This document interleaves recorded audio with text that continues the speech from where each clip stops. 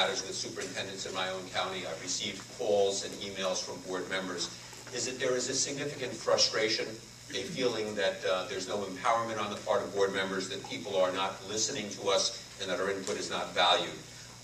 All too often, what's happened is, as a result of that, we're seeing major initiatives, major legislation that's initiated under the umbrella of reform, but with very little input from school board members as to the impact on public education. I think one could really make the argument at this juncture that much of what's going on really now is economic reform and not necessarily educational reform, although the impacts on education are quite real.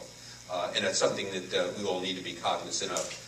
On the other hand, we're aware from all the data that we're reading that public education in the United States consistently is falling back when compared to other developed countries. So we have a significant responsibility to make sure that that direction, particularly in our own state, which has always been an educational leader, is not perpetuated. And we're going to do it in an environment where perhaps our voice is not heard as it once was, and certainly where our resources are a lot less available than they ever were. Now, with all that frustration, why am I optimistic and enthused? Because in my judgment, real solutions will come from the people in this room and members of local boards of education. I don't believe that they're going to come exclusively from the political arena, and I don't believe that they're going to come exclusively from unions and associations who have another agenda, which is to protect their membership, and that's understandable. And sometimes we'll be in harmony with those interests. There are other times we will not. What I think the association needs to do going forward is increase our advocacy effort at both the state and national level as we, the leadership of the School Boards Association, best define the educational solutions in the current economic and political climate. What we need to do is have a pragmatic approach that we can take to board members and assist them in their efforts. Therefore, we as association leaders, and this is the board of directors gathered here, must provide information on opportunities, solutions that will allow all of our districts to work more effectively and creatively in the current environment. I've previously spoken about the need for the association to add to or improve its bottom-up communication. And by that I mean we all must be better listeners. I've said the association is very, very effective, in my judgment, on our top-down communication, imparting information, telling us about legislative developments. But what we need to do is to listen to our local board members who sometimes may feel disenfranchised about problems confronting them on a day-to-day basis.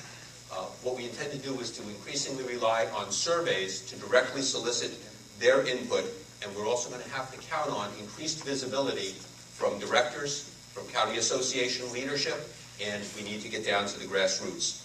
The information that we gather not only as to problems, but as to effective programs, opportunities, and ways of doing business must be shared with our membership. Our vision and our leadership must be visible and must be communicated with clarity.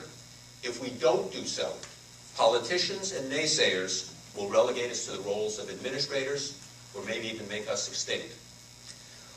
I don't know how you view this issue, but I, for one, do not view serving on a local board of education to just be the role of administering the priorities of someone else.